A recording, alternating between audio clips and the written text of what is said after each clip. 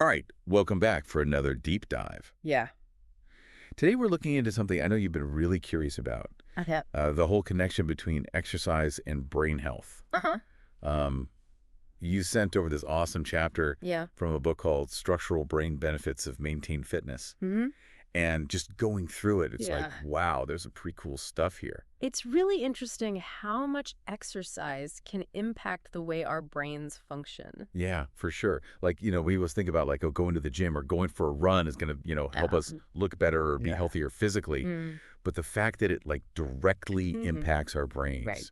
is, That's pretty amazing. yeah, it's awesome. So, okay, let's jump right into it. So the chapter starts out talking about a really important part of the brain called the hippocampus. Right. And they even include a diagram, which is super helpful. Yeah. And this area of the brain, it plays a huge role in how we form and store memories. And it's actually one of the areas that's Yeah. most susceptible to shrinking as we get older. Oh, really? Yeah. And unfortunately, that shrinkage is linked to cognitive decline. So like memory loss and stuff. Exactly. Oh, that's scary. Yeah. It's something we definitely want to try to prevent. Yeah, for sure. And the chapter talks about this idea of like healthy versus unhealthy brain aging. Right. I mean, who doesn't want to keep their brain sharp as they get older? Exactly. That's the goal. Yeah, exactly. So it's like, how do we do that?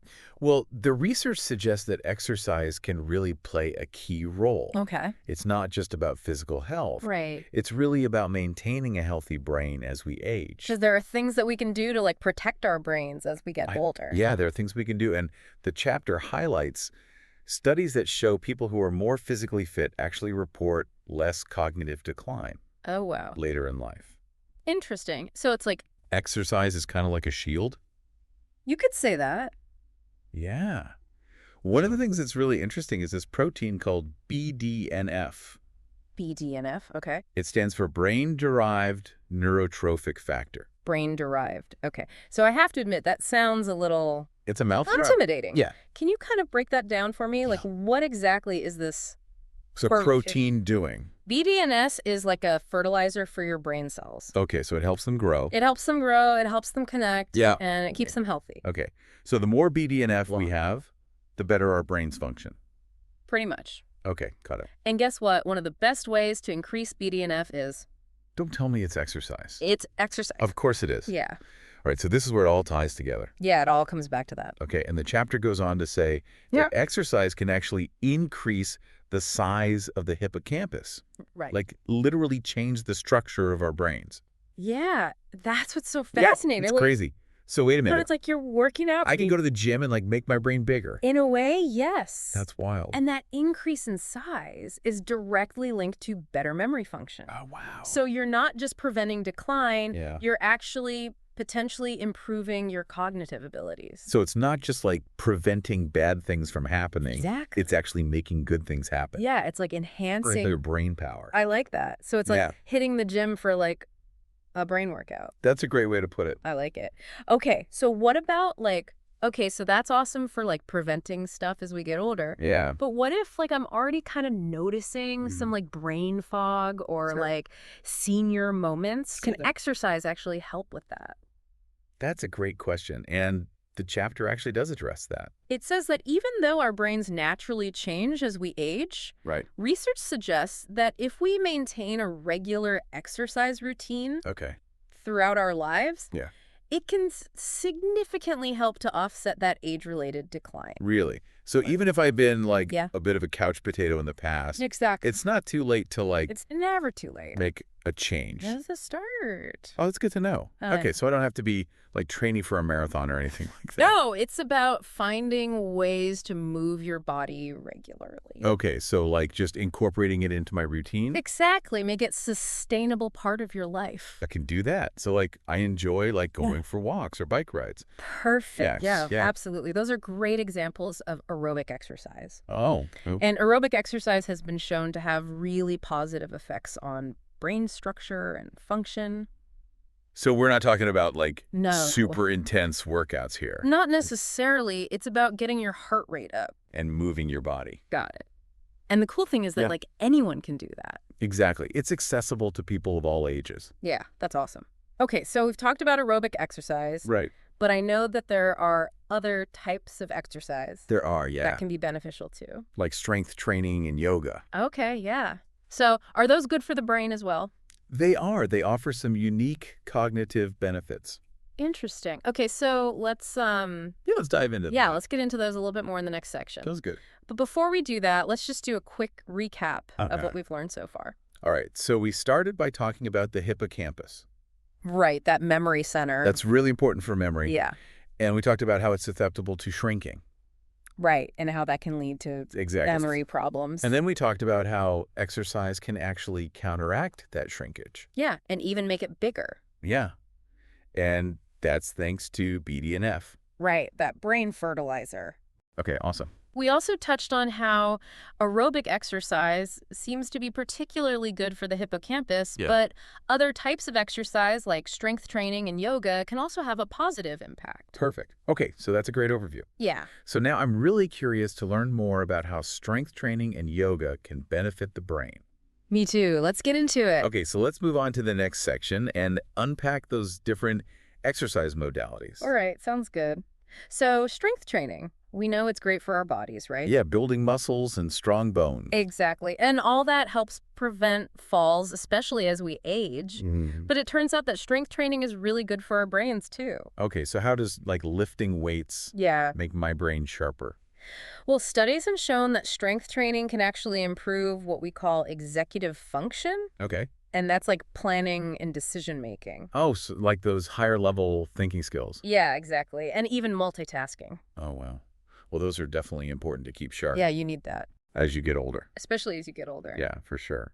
So, I remember we were talking about the frontal lobe Hmm. and how that part of the brain is kind of like in charge of those executive functions. Yeah, that's where all that happens. And that it's really vulnerable as we age. Exactly. And that's one of the areas that strength training might actually help protect. Interesting. Yeah, So it's like giving our frontal lobes a workout too. you got it. Okay, cool. So, strength training, it's a multitasker. It really is. Good for the body and the brain. Yeah, for sure. Okay, so speaking of multitasking, Yeah. let's talk about yoga. Okay. That's another one that I've always been curious about. Hmm. I've just always been a little intimidated to like actually try it. Yeah, I get that. All those poses and stuff. Right. It just seems like a lot. There are definitely some challenging poses, Yeah. but, there are actually many different styles of yoga.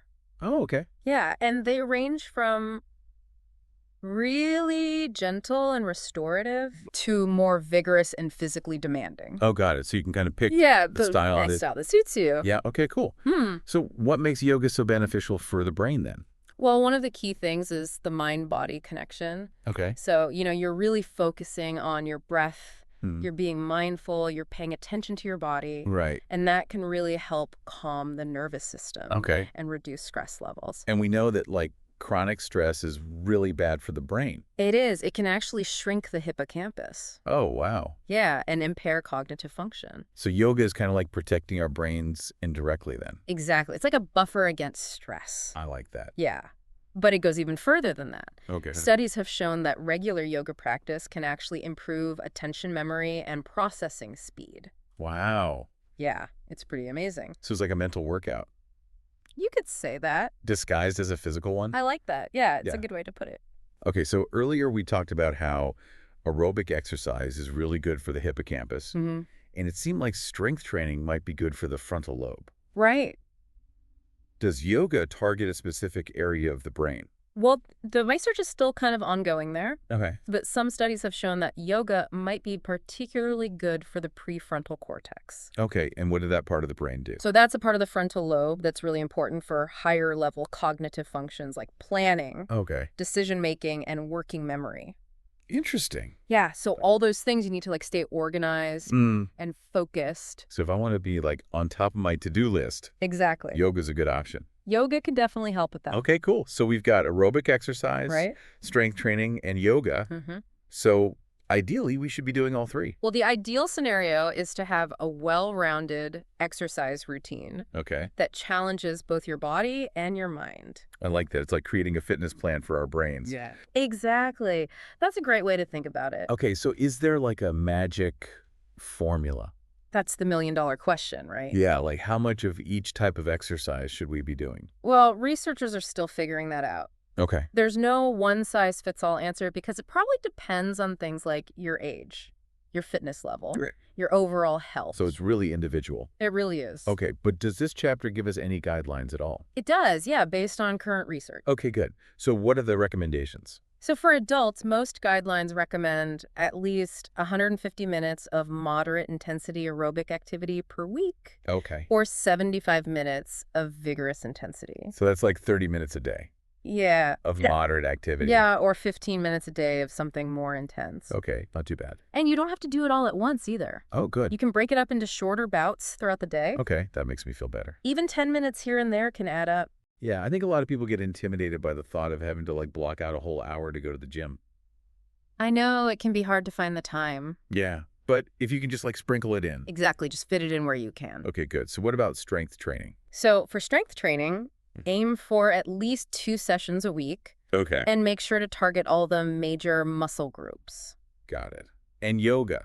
How often should we be doing that? There's no hard and fast rule for yoga, Okay. but most experts recommend at least 2 to 3 times a week Okay. for at least 30 minutes per session. Okay, that seems doable. Yeah, and the type of yoga you choose really depends on you. Okay, yeah, because there's so many different styles. There are. So I don't have to like be super flexible No, not at all. and bendy to do yoga? Nope.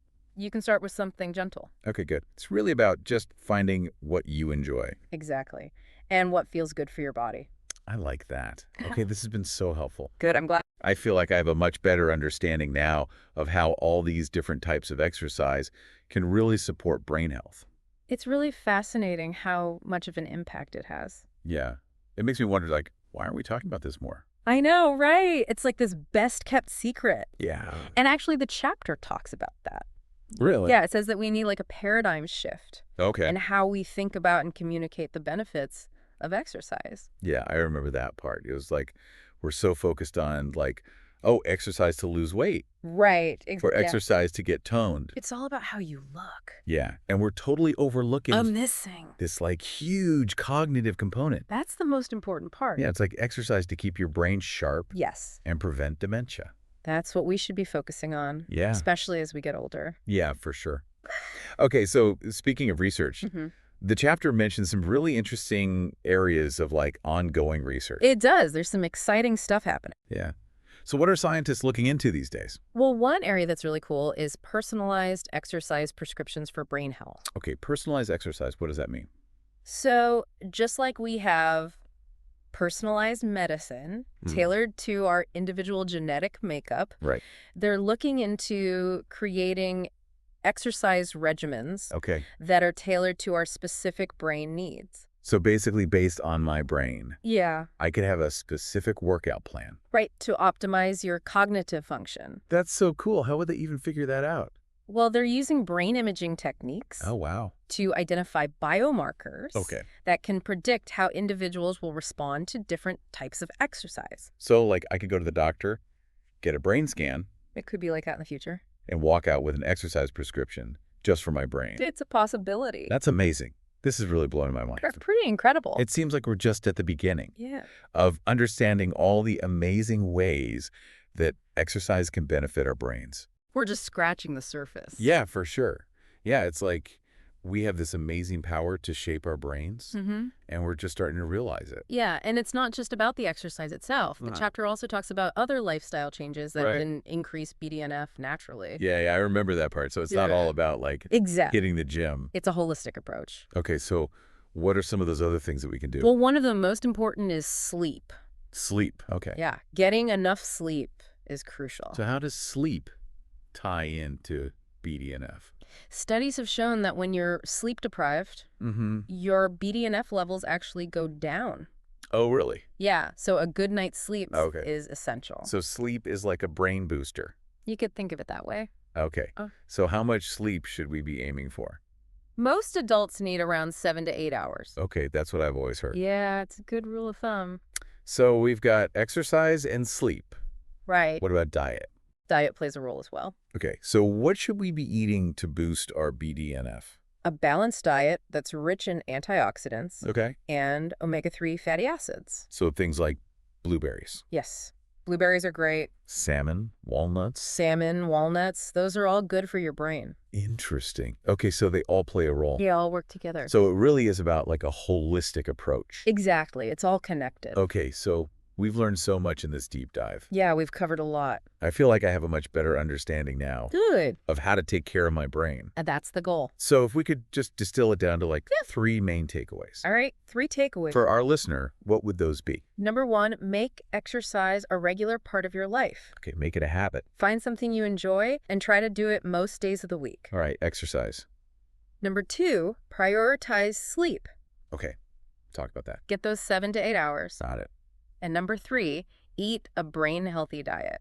Okay, those are great tips. I think everyone can do those things. Exactly. Great. They're simple but powerful. I like it.